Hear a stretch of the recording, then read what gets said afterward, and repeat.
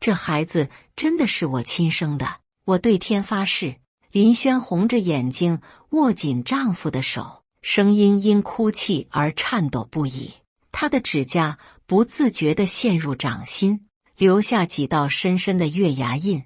你不相信我，那就去做亲子鉴定，做100次我都不怕。张磊看着眼前这个陪伴自己5年的女人，心中五味杂陈。他想相信她，可当他看向婴儿床里那个与他们肤色截然不同的婴儿时，所有的信任都像沙堡一样轰然倒塌。大家好，开始今天的分享之前，希望你能给人间烟火点个订阅，我将会分享更多优质的内容。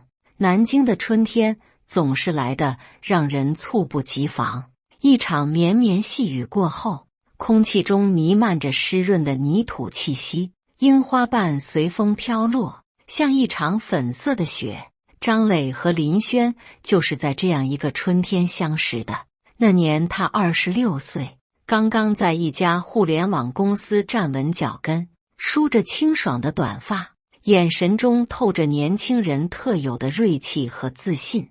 而他24岁，南京师范大学毕业，在一家幼儿园当老师，留着齐肩的短发，笑起来眼睛弯成月牙，语速不快，却总是让人感到温暖。他们的相遇是在一家名叫暖光的咖啡馆，那是南京老城区一个不起眼的角落。咖啡馆的玻璃窗上有斑驳的水汽，隔绝了外界的喧嚣。林轩被冒失的服务员泼了一身的拿铁，米色的连衣裙瞬间染上了深褐色的污渍。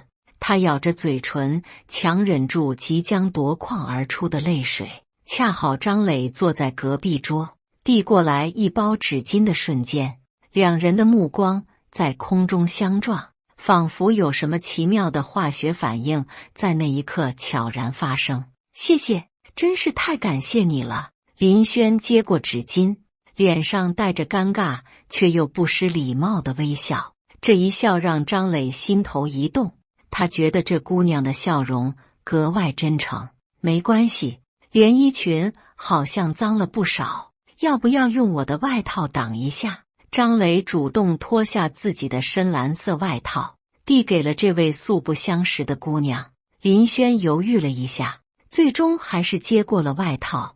那真是太谢谢你了，我一会儿就还给你。不急，反正我也要在这里坐一会儿，你先用着。张磊笑道，眼中带着善意，却又不显得过于热情。那天他们聊了很多，从天气到各自的工作，从喜欢的电影到讨厌的食物，两个陌生人竟然有着惊人的共同语言。从那以后，他们开始频繁约会。张磊每次都会提前半小时到达约定地点，心脏在看到林轩的身影时，总会不自觉地加速跳动。你知道吗？我每次看到你走过来，心跳都会加快，感觉像是高中生谈恋爱。在他们相识3个月后的一个夜晚，张磊终于鼓起勇气向林轩表白。林轩低头笑了，耳根微微泛红。我也是，每次听到你的声音都会特别开心，好像整个人都被点亮了一样。半年后，在南京的古城墙上，张磊单膝跪地向林轩求婚，夕阳的余晖洒在两人身上，镀上了一层金色的光辉。林轩，我知道这可能有点仓促，但我想和你共度余生，你愿意嫁给我吗？张磊紧张地举着一枚小巧的钻戒，声音因激动而略显颤抖。林轩眼中泛起泪光，毫不犹豫地点头，我愿意。张磊，我真的很愿意。婚礼很简单，在南京郊外的一个小教堂里，亲朋好友见证了他们的誓言。那是一个阳光明媚的日子，白色的婚纱和黑色的西装在风中翩翩起舞。婚后的生活平淡而幸福。张磊工作日夜兼程，常常加班到深夜，但每次回家都会看到林轩为他留的一盏灯。林轩在家精心烹饪，学习各种菜式，等待丈夫回家品尝他的新作品。他的手艺越来越好，很快就成了张磊朋友圈中的传说。林轩做的糖醋排骨简直绝了，老张，你娶了个好媳妇啊！每次朋友聚会，总会有人这样打趣张磊。张磊总是骄傲地搂着妻子的肩膀，那是我老婆，不仅人美，手艺也好，我是捡到宝了。结婚5年后，林轩终于怀孕了。这个消息像一颗小炸弹，在平静的生活中激起了欢喜的涟漪。张磊，你快来！一天早晨，林轩从卫生间冲出来，手中拿着一根验孕棒，脸上洋溢着难以抑制的喜悦。张磊一头雾水，怎么了？发生什么事了？我怀孕了，这上面有2道杠。林轩把验孕棒举到丈夫面前，声音因激动而颤抖。张磊愣了几秒，随即一把抱起林轩，在屋里转了好几圈。太好了，我们要当爸爸妈妈了！这个消息让2人激动不已。林轩开始研究孕期食谱，张磊则忙着给工作排期，准备在妻子临产前把手头的项目全部完成。张家父母也从老家赶来南京，准备迎接新生命的到来。他们带着满满一箱子的补品，脸上挂着掩饰不住的笑意。终于要当爷爷奶奶了，这些年你们压力也大，现在总算守得云开见月明啊！张父拍着儿子的肩膀，眼中满是欣慰，他那布满皱纹的脸上写满了期待。是啊，我们都等这一天，等了好久了，现在终于熬出头了。张母接过话茬，慈爱地看着林轩略微隆起的小腹。林轩被公婆的热情弄得有些不好意思。爸妈，现在才3个月，还早着呢，你二老不用那么紧张。怎么能不紧张呢？这可是我们张家的第1个孙子或孙女。张母拉着林轩的手，语重心长地说，你现在要注意饮食，多吃有营养的，少干活，有什么需要就跟我们说。林轩的孕期非常顺利，每次产检都显示胎儿发育良好，这让全家人都松了一口气。B 超上的小生命已经能清晰地看到四肢和头部。你看，这是宝宝的小手，这是小脚。哎呀，他在踢我呢！林轩躺在床上，牵着张磊的手放在自己的肚子上，感受着里面小生命的律动。张磊眼中闪烁着泪光，他从未想过自己有一天会成为父亲，这种感觉奇妙而神圣。你想好给宝宝取什么名字了吗？林轩枕着丈夫的手臂，轻声问道。张磊摇摇头，还没想好，等看到宝宝的样子再决定吧，说不定一见到他，名字就自然而然地冒出来了。张磊格外关心妻子的饮食起居，下班后总是绕道去买林轩爱吃的小吃，再匆匆赶回家中。家里的冰箱里总是塞满了各种营养品。你又买这么多东西，我哪里吃得完啊？林轩看着满桌的食物，既心疼又感动。张磊笑着刮了刮妻子的鼻子，多吃点，你现在可是2个人的营养，多吃才有力气生孩子呢。林轩的脸一下子红了，就知道胡说，还有几个月呢，不用这么紧张。时光匆匆，转眼间就到了预产期。林轩被送进了南京市第1医院，他紧紧握着张磊的手，眼中充满恐惧与期待。别怕，我在这里，一切都会顺利的。张磊亲吻着妻子的额头，语气中充满安慰，尽管他自己也紧张的手心冒汗。护士推着林轩进了产房，张磊被留在外面，只能听到里面传来的阵阵痛苦呻吟声。张磊在产房外来回踱步，心中既紧张又期待，耳边回荡着产房内林轩的阵阵呻吟声。那声音让他心如刀绞。冷静点，一切都会好的。张磊的朋友王强拍着他的肩膀，递过来一杯热咖啡。第一次当爸爸，紧张是正常的。张磊接过咖啡，苦笑着摇摇头。我只希望林轩和孩子都平安，其他的我什么都不求。3个小时后，一声清脆的婴儿啼哭声传来，张磊悬着的心终于放了下来。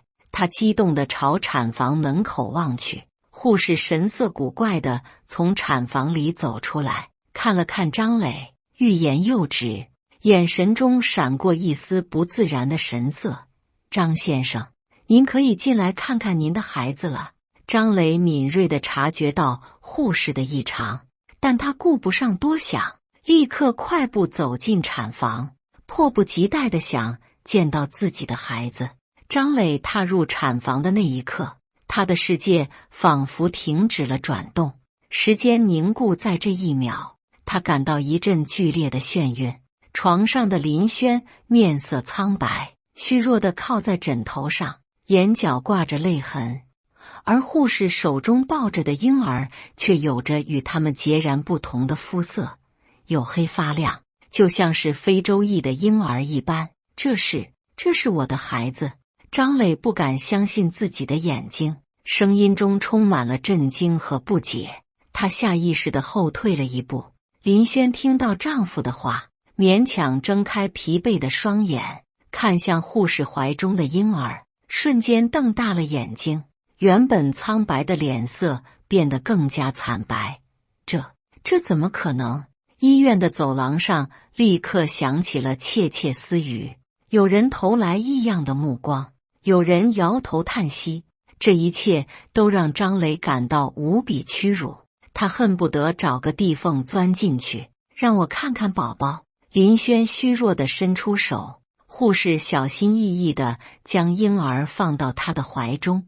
他低头看着这个黑皮肤的小生命，泪水不受控制地滑落。张磊，我不知道为什么会这样，我真的不知道。林轩虚弱地辩解着，泪水顺着脸颊滑落。他紧紧抱着婴儿，仿佛害怕有人会夺走他。张磊站在原地，不知所措，他的脑子里一片混乱，无数个疑问在脑海中盘旋，却找不到任何合理的解释。先生，需要我们帮忙通知您的家人吗？一位年长的护士轻声问道，他的眼神中带着同情。张磊机械地点点头，随后掏出手机，颤抖着拨通了父母的电话。他不知道该如何解释眼前的情况。张磊的父母赶到医院，看到黑皮肤的婴儿后，脸色立刻沉了下来，犹如阴云密布前的天空，气氛顿时凝重起来。这是怎么回事？这孩子怎么可能是我们张家的血脉？张母失声尖叫，目光凶狠地盯着林轩，眼中满是不可置信和愤怒。林轩蜷缩在病床上，泪如雨下，他紧紧抱着婴儿，仿佛这是他唯一的依靠。爸妈，我真的没有对不起张磊，这孩子真的是我们的。张父冷冷地看了一眼林轩，眼中满是失望和愤怒。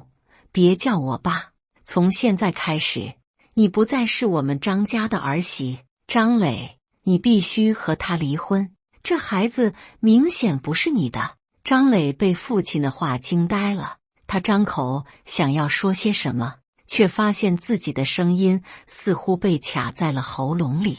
医院的病房里一时间充满了火药味，几个护士赶来劝阻，但无济于事。张家父母的怒火像是点燃的炸药，一发不可收拾。爸妈，你们先冷静一下。张磊终于找回了自己的声音，他尝试安抚父母的情绪，尽管他自己也处于极度混乱中。冷静？你让我怎么冷静？张母指着婴儿，声音尖锐。你看看这孩子，黑得像炭一样，怎么可能是你的种？林轩的父母也收到消息，匆匆赶来，看到外孙的肤色后，同样震惊地说不出话来。但他们的第一反应是站在女儿身边。林轩，到底是怎么回事？你老实告诉我们。林父严肃地问道，尽管他的语气中带着疑惑，但眼神依然温和。林轩摇着头，泪水不停地流。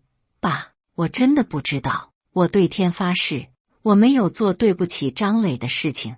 张磊站在风暴的中心，看着泪流满面的妻子和怒气冲冲的父母，心中的天秤不停地摇摆。他不知道该相信谁，又该怀疑谁。他信任林轩，这5年的婚姻生活中，他一直是个顾家的好妻子，从未给过他任何怀疑的理由。可眼前的事实又让他无法解释。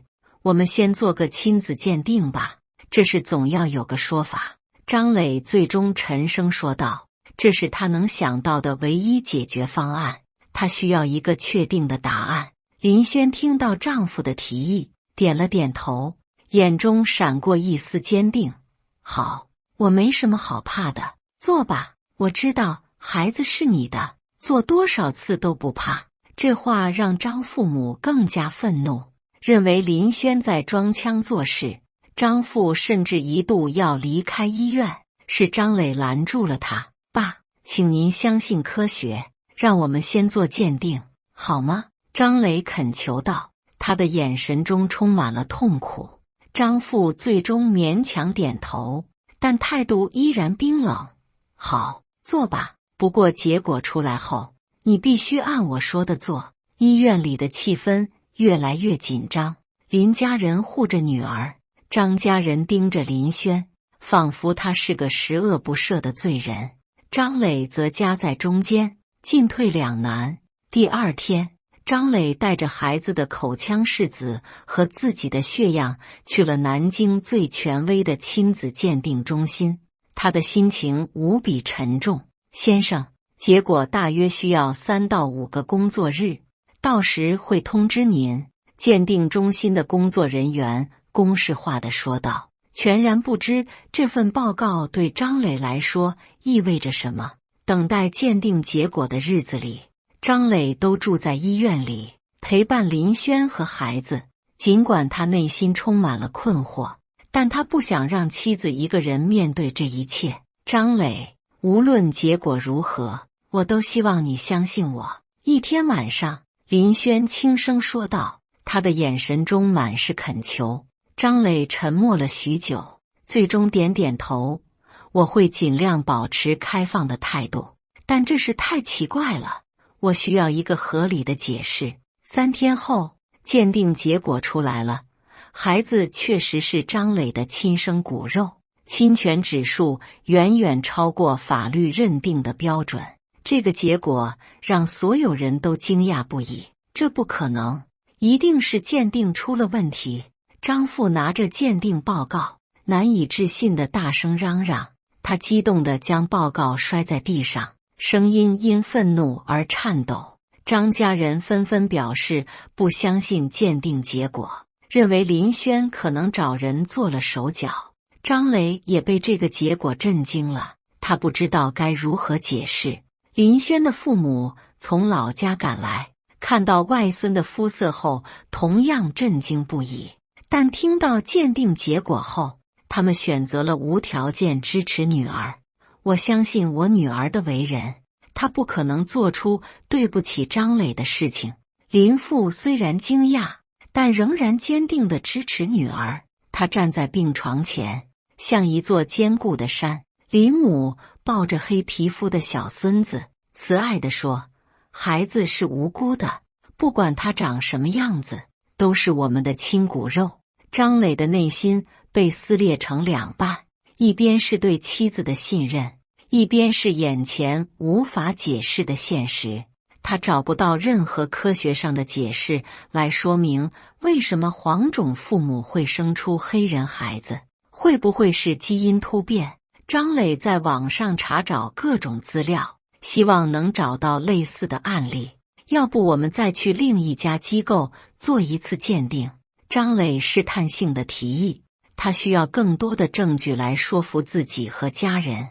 一次可能是意外，但2次就不太可能是巧合了。林轩点点头，好，我完全理解你的想法，我们可以再做1次，甚至做10次，结果都会是一样的。第2次的鉴定结果依然显示孩子是张磊的亲生，这让张家人更加困惑了。他们开始怀疑是不是鉴定技术出了问题。这不可能啊，你们看看这孩子，怎么可能是我们张家的血脉？张母依然不能接受，她看向婴儿的眼神中充满了抗拒。林轩抱着黑皮肤的婴儿，小心翼翼地喂着奶，眼神中充满了复杂的情绪。他爱这个孩子，但也为这种情况感到困惑和无奈。你真的不知道为什么孩子会是这样吗？张磊坐在床边，轻声问道，语气中不再有质疑，而是真诚的困惑。他开始接受这个孩子可能真的是自己的事实。林轩摇了摇头，泪水又一次涌出眼眶。我真的不知道，张磊，你要相信我，我从来没有对不起过你。也许真的是某种基因问题。张磊勉强笑了笑，试图安慰妻子，尽管他自己也不确定。孩子满月时，张家人依然没有完全接受这个小生命，但鉴定结果让他们不得不承认一个事实，无论如何，这孩子确实是张家的血脉，也许是祖上有什么我们不知道的血统。张母开始翻阅家谱，试图找到任何可能的解释。时间一天天过去，他们又做了第3次、第4次亲子鉴定，结果始终如一，这让张磊逐渐相信了科学的力量。小区里的邻居开始传播各种流言蜚语，有人说林轩出轨了非洲男人，有人说这是基因突变，众说纷纭。这些闲言碎语如同利剑刺向这个脆弱的家庭。听说隔壁栋的张磊家生了个黑人宝宝，你说奇怪不奇怪？邻居王阿姨在楼下与人闲聊，声音故意提高，肯定是她媳妇不安分，趁丈夫不在家做了对不起人的事。另一个邻居接话道，语气中满是轻蔑。这些话传到张磊耳中，让他心如刀绞。他无法忍受别人这样评价自己的妻子，但又无力反驳，因为他自己也不知道真相。别理他们，流言蜚语而已，时间会证明一切的。林轩安慰丈夫，尽管他自己也被这些话伤得体无完肤。张磊的朋友王强来家里探望，看到孩子后忍不住惊叹，老张，这是你们的孩子？这也太神奇了吧！2次亲子鉴定都显示是我的孩子，但我实在想不通为什么会这样。张磊揉了揉太阳穴，眼神中满是疲惫，连日来的压力几乎要将他压垮。王强若有所思地说，我听说有种叫做隐性基因的东西，可能你或者你妻子的祖上有非洲血统。这个想法让张磊眼前一亮，他立刻翻出家谱，详细查看每一代的记载，希望能找到一丝线索。林轩也联系了自己的父母，请他们调查家族历史，看是否有外国血统的痕迹。2家人开始了一场关于血缘的探寻之旅。我们家祖上都是汉族人，从来没有外国人通婚的记录。林父在电话里说道，声音中充满了困惑。2家人的调查都无果而终，家谱中没有任何非洲血统的记载，这让他们陷入了更深的谜团中。张父张母依然不肯接受这个孙子，每次看到孩子都会扭头离开，这让林轩备受打击。产后抑郁的症状开始显现。如果你们不相信我，那我们就继续做鉴定，做到你们相信为止。林轩红着眼睛对张家父母说，声音中带着一丝绝望。做鉴定有什么用？鉴定中心肯定有问题。张母不为所动，态度依然强硬。第5次、第6次鉴定结果依然显示孩子是张磊的亲生，这开始让张家人动摇了。毕竟科学的力量是不容忽视的，会不会真的是某种医学上的特例？张磊开始在网上搜索相关的医学案例，查找类似的报道，希望能找到一丝启示。有没有可能是孕期用药导致的？你怀孕期间吃过什么特殊的药物吗？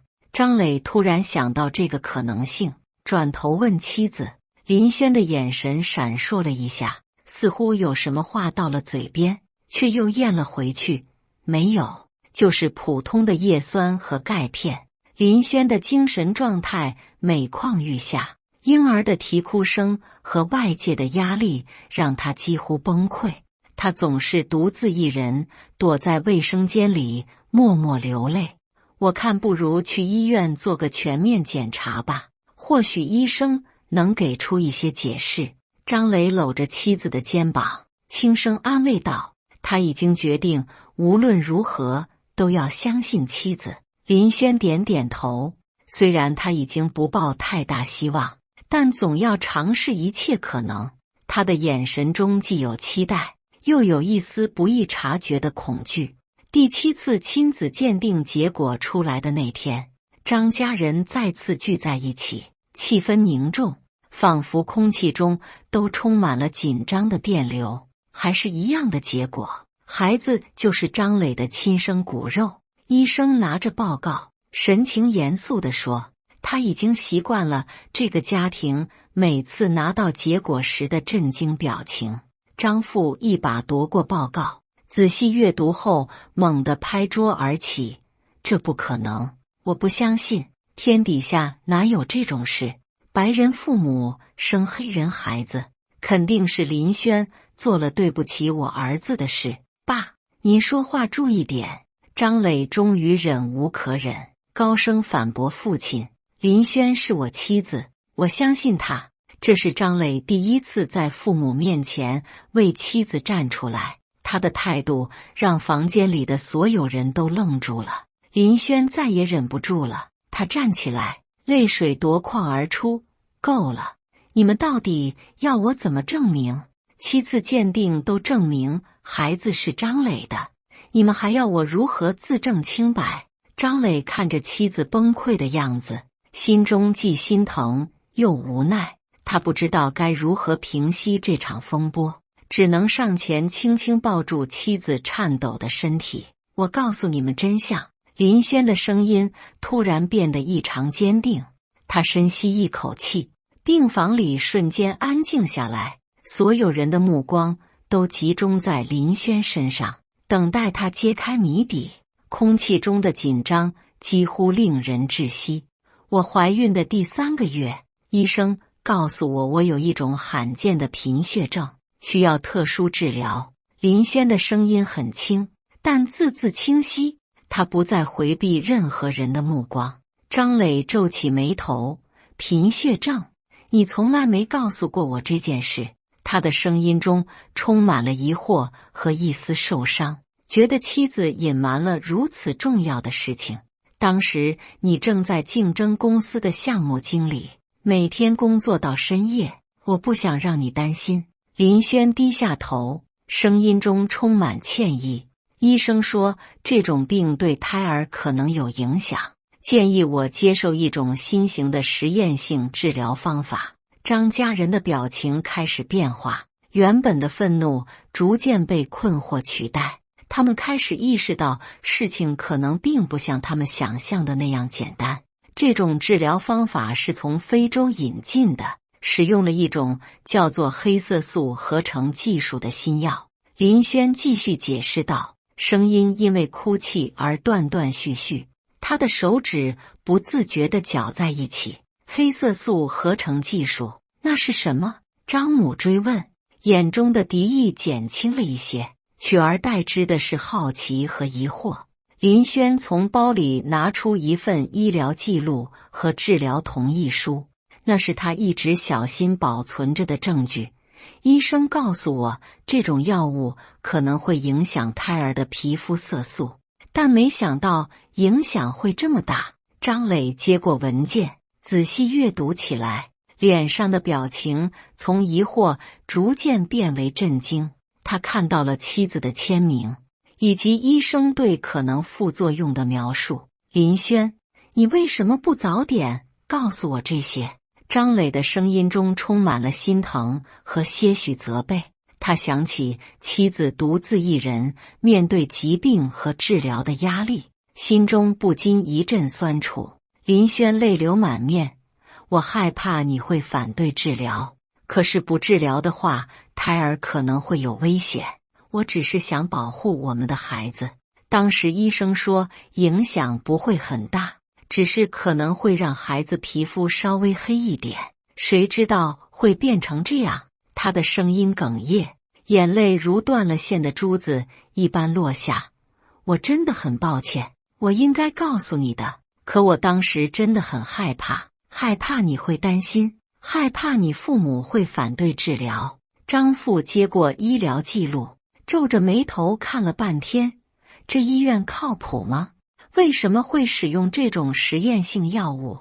这不是拿病人做实验吗？是南京医科大学附属医院的专家推荐的。当时说这种药物在非洲已经有了成功案例。林轩解释道，他的声音已经平静了一些。说出真相后，他感到一种解脱。张磊立刻拿起电话，准备联系医院核实情况。他需要一个权威的解释来平息家人的疑虑。你好，是张教授吗？我是林轩的丈夫张磊。电话接通后，张磊详细描述了情况，他的语气严肃而急切。南京医科大学附属医院的张教授接了电话，听完张磊的描述后，长叹一口气，是的，我们确实给林女士使用了这种新型药物。当时她的贫血症状非常严重，传统疗法效果不佳。为什么不告知可能的副作用？张磊的声音中充满了愤怒，他无法接受医院如此不负责任的态度。张教授解释道，我们确实告知了林女士可能会有轻微的色素影响，但从未想到会如此显著。这在临床试验中从未出现过如此极端的例子，我们也非常震惊。您知道这给我们家带来了多大的困扰吗？张磊的声音几乎是在咆哮，所有的压力和委屈在这一刻爆发出来。张教授语气沉重，我代表医院向您和林女士道歉，我们会对此进行深入研究，也会承担相应的责任。电话那头的对话，所有人都听得一清二楚。房间里再次陷入沉默，每个人都在消化着这个出人意料的真相。张磊挂断电话，看向满脸泪水的妻子，心中的怨气逐渐消散，取而代之的是一种深深的疼惜。林轩，你应该相信我，我们是夫妻，无论发生什么事情，都应该一起面对。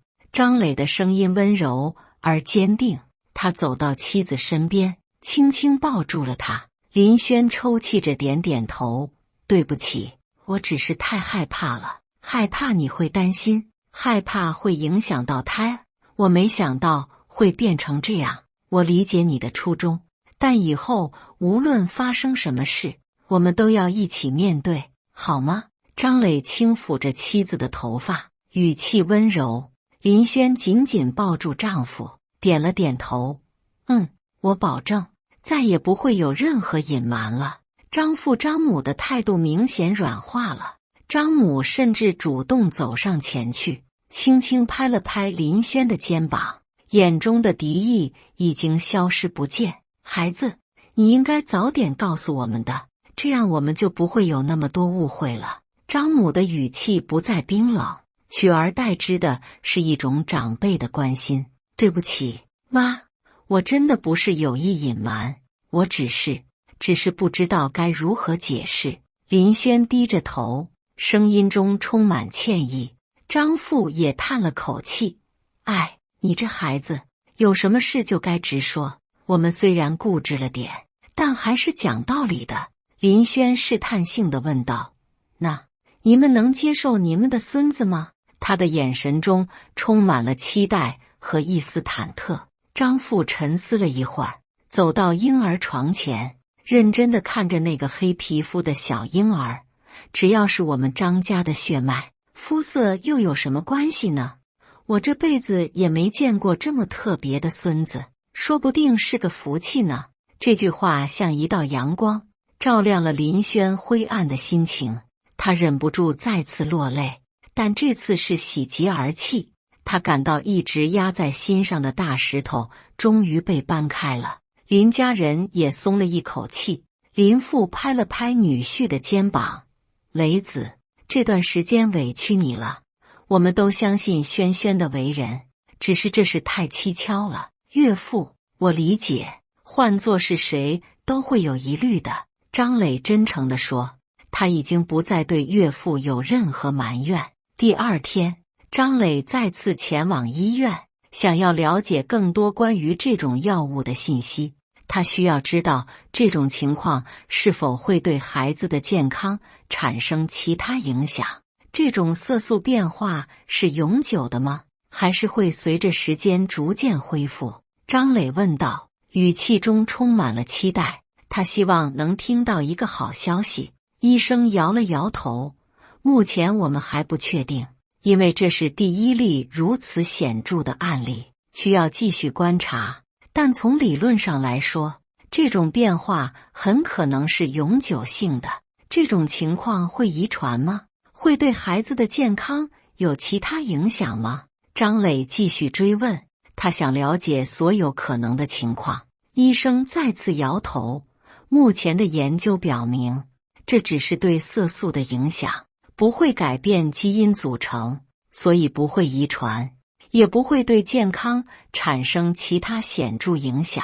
张磊带着这个不确定的答案回到家，发现林轩正在给孩子换尿布，动作轻柔而娴熟。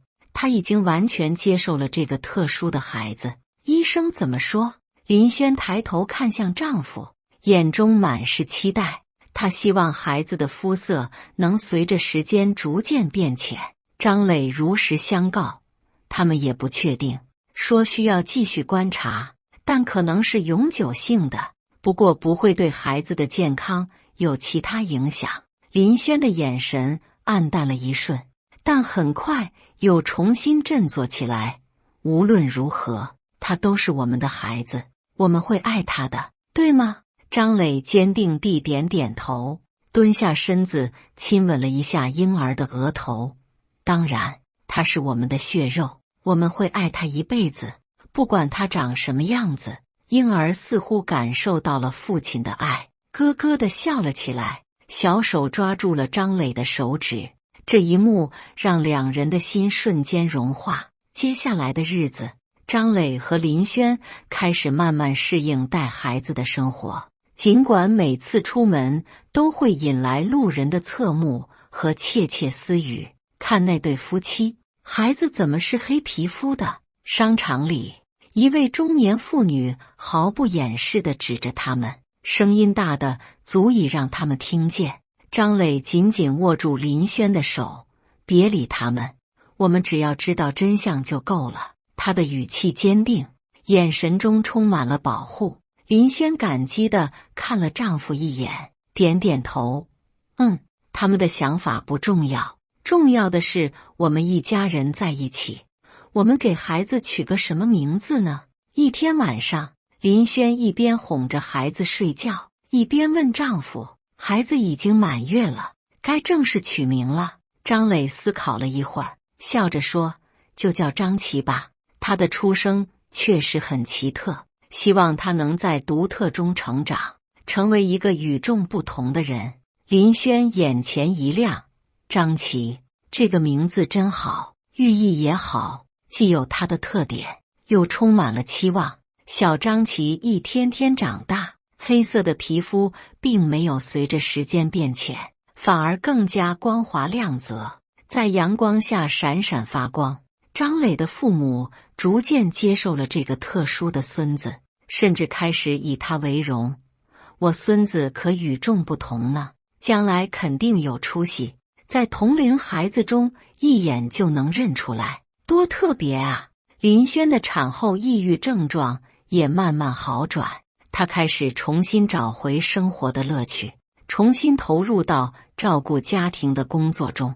我在想，等张琪大一点，我们应该怎么向他解释他的与众不同呢？一天晚上，林轩依偎在丈夫怀里，轻声问道。这个问题一直困扰着他。张磊抚摸着妻子的头发，我们会告诉他真相，告诉他妈妈为了保护他而做出的选择，让他以此为荣，这是爱的印记。转眼间，张琪已经3岁了，开始上幼儿园。他聪明活泼，但因为与众不同的外表，常常成为其他孩子好奇的对象，有时甚至会受到一些排挤。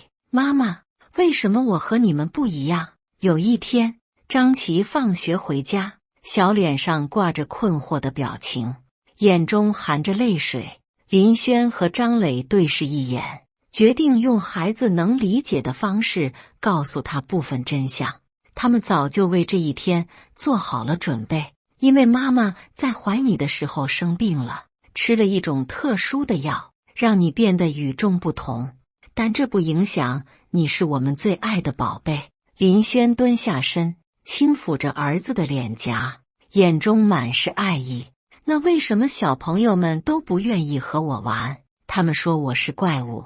张琪的声音中带着委屈，小手紧紧抓着妈妈的衣角。张磊心疼地抱起儿子，因为他们不懂得欣赏与众不同的美。等他们长大了就会明白，你是多么特别和珍贵。张琪似懂非懂地点点头，他年纪还小，无法完全理解这其中的复杂性，但父母的爱让他感到了安全和温暖。随着张琪的成长，他逐渐开始理解自己的特殊之处，有时他会因此感到自卑，但更多时候，他学会了用自己的方式去面对这个世界。一天，医院打来电话，说有一种新的治疗方法可能可以改变张琪的肤色，问他们是否愿意尝试。这个消息让张磊和林轩陷入了深思。如果可以让张琪变得和其他孩子一样，他可能会少受很多排挤和好奇的目光。林轩心疼地看着在院子里玩耍的儿子，他无法忍受儿子因为外表而遭受歧视。张磊沉思了很久，但那样做是不是意味着我们认为他现在的样子有问题？他就是他，独特而美丽。我们应该教会他接受自己，而不是改变自己去迎合他人。我不希望他因为外表而遭受歧视，可我也不想让他觉得自己需要改变才能被接受。林轩的眼中充满了矛盾，他不知道哪个选择对儿子更好。最终，他们决定尊重张琪的自然状态，等他长大后，如果他自己想要改变，再尊重他的选择。他们相信，真正爱儿子的方式是接受他的一切，包括他的特殊之处。这一决定让他们感到轻松，也更加坚定了给予孩子无条件爱的决心。他们会教导张琪以自己的特殊为荣，而不是为此感到羞耻。时光荏苒，10年后的一个夏日午后，已经上初中的张琪在学校操场上打篮球，汗水顺着他黝黑的脸颊滑落。他已经长成了一个阳光自信的少年。张琪，你为什么皮肤这么黑啊？你爸妈不是都很白吗？一个新同学好奇地问道。这是几乎所有初次见到张琪的人都会问的问题。张琪早已习惯了这样的问题，他微笑着回答：因为我妈妈在怀我的时候，为了救我吃了一种特殊的药，这让我变得与众不同。这是爱的印记，我以此为荣。他的回答既真实又充满自信，没有任何自卑或尴尬。这是多年来父母的教导让他学会的态度。同学们听了这个故事，不再用异样的眼光看他，反而觉得他很酷，甚至有些羡慕他的独特。张琪也因此在学校里结交了不少朋友。张磊和林轩坐在家中的沙发上，翻看着全家的照片，不禁感慨岁月的匆匆。照片中小小的婴儿已经长成了阳光帅气的少年。想当初，因为张琪的肤色，我们经历了那么多风波，现在想想真是不可思议。张磊轻轻握住妻子的手，眼中满是感慨。林轩的眼中闪烁着泪光。我一直很愧疚，没有在一开始就告诉你治疗的副作用，那段时间真的对不起你。张磊摇摇头，那都过去了，你是为了保护我们的孩子，我完全理解。再说，现在看来，这反而成了一件好事。张琪因此变得更加坚强和自信。二人相视一笑，10多年的风雨同舟让他们的感情更加深厚。他们一起经历了怀疑、痛苦、理解，最终走向了更深的爱与包容。以上就是今天分享的故事。大家有什么想说的、想吐槽的，欢迎在下方评论交流。也更希望能给人间烟火点个订阅，我将会分享更多优质的故事内容。